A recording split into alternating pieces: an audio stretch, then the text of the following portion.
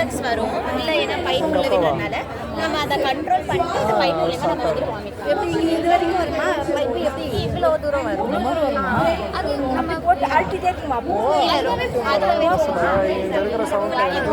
Reflex ஆகும் திரும்ப நார்மலாகவே போகல அது எதுவும் பிரச்சனை வராது பிரச்சனை வராது இது நேசல் நைட் கொண்டாந்து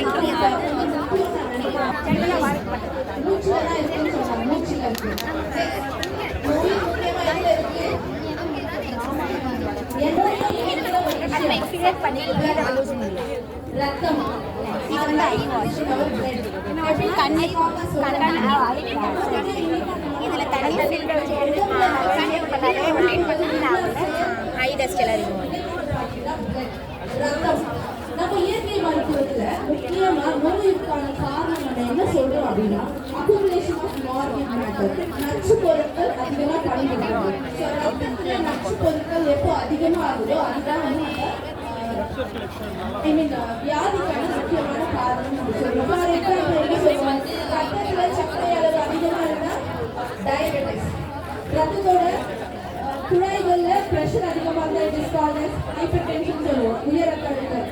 ரத்தத்துல கிரியாட்டினின் அளவு அதிகமாக இருந்தால் கிட்னி ப்ராப்ளம், ரத்தத்துல யூரிக் ஆசிட் அளவு அதிகமாக இருந்தால் ஆர்த்ரைட்டிஸ். இது போல ரத்தத்தில் இருக்கக்கூடிய கம்போசிஷன்ஸ் மாறுது அப்படின்னாலே நிறைய வியாதிகள் வருது. ஸோ அப்போ இந்த மாதிரி முக்கிய